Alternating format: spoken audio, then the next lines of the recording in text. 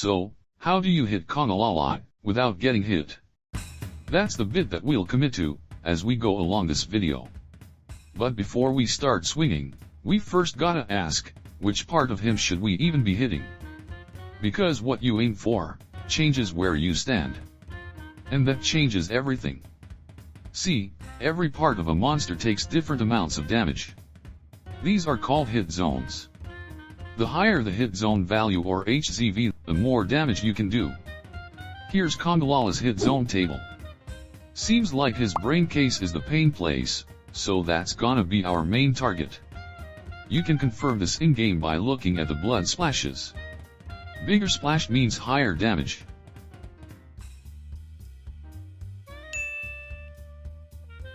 Okay, now that we know where to hit, let's go back to our first question. How do you hit him without getting hit? Problem is, his head is the best for damage, yes, but it's also the riskiest, since that's the source of his attacks. Meanwhile, his arms and legs take less damage, but they are safer and easier to slash. So by hitting legs often, your damage over time will stack up, and you can just hit his head as a backup plan. Basically, the play is gonna be positioned to his sides. If you're not in his front, you avoid all of his attacks automatically. Stay away from his backside too, or you might get caught by his stinky farts. And now you can hit without getting hit. Nice. Now, using your blade on limbs is great, but what about hunting horns and hammers?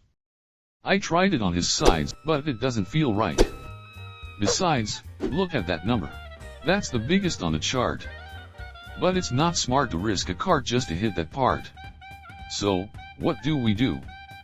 Well, there are two ways to bonk the monkey safely. You either wait for an opening, or you make your own openings, using turn animations. Let's look at the former first. See, this monkey boy is a chunky boy. When gravity pulls him down, he needs time to get back up, to recover from his own attacks. This creates an opening. And that is when you smack him. These happen after 3 of his 6 main attacks, his belly blast, his high jump attack, which is this one, and his claw sweep combo, which leads to his biggest opening. When you see one of these moves, that's your cue to pursue, and give the monkey what he's due. About this move particularly, his head will always fall to your right side, so position accordingly. But arcs, that's only half of his moves. What about the others? Well, the charge, claw swipe, and dung toss are very quick, and if you're not experienced enough, punishing them can be quite hard to do. But here's the trick, after each attack, if you're not in front of him, he will always turn to face you. And that is when you smack him. He can do a 1-step turn or a 2-step turn, depending on your position. So how do you punish it? Right before the turn, he locks in on your last known spot. Even if you sidestep after that, he'll still aim at where you were, not where you are.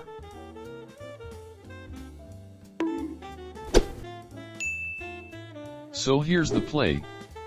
Bait the turn. Sidestep clean, picture the path his head will swing, and bonk as it comes in. Then roll out to avoid the incoming claws. Let's see it again. Stop, sidestep, swing, then slip. The sidestep part is important. You want to stand in a spot where his attacks cannot touch you, while your weapon can reach his head. In rage mode, you'll also have to factor in his charge attacks, since he can do those at point-blank range. He moves faster too, so if it's too fast for you, just stick to what you already do, which is punishing the big openings. And that is how you bonk the chunky monkey. Of course, you can do these punishments with blade weapons too. You can combine openings with 2-step turns to set up a charge slash.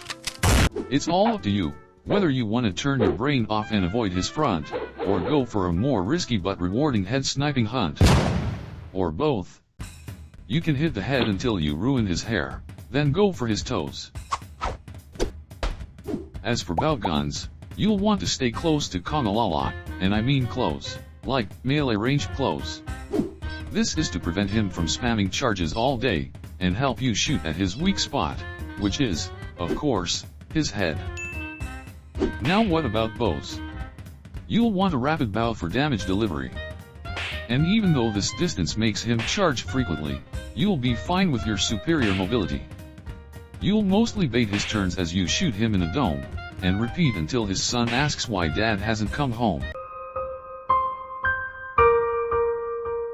Now with all that said, here's a no-hit run with Hunting Horn. To showcase how I lay waste to his whole face, I won't be using traps to stop his already slow pace. Enjoy.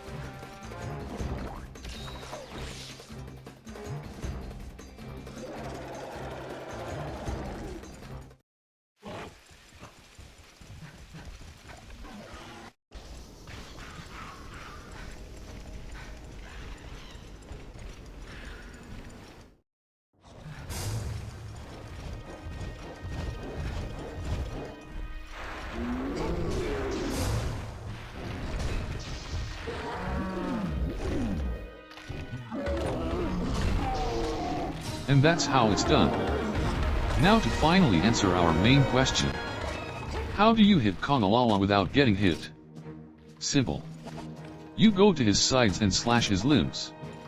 For impact and ranged weapons, you focus on the head, but only by punishing big attacks, predictable turns, and repeatable patterns. That's it. So, now you know. I hope this positioning guide was fun to watch, and easy to understand. My name is Arx, and I'll see you in the next one.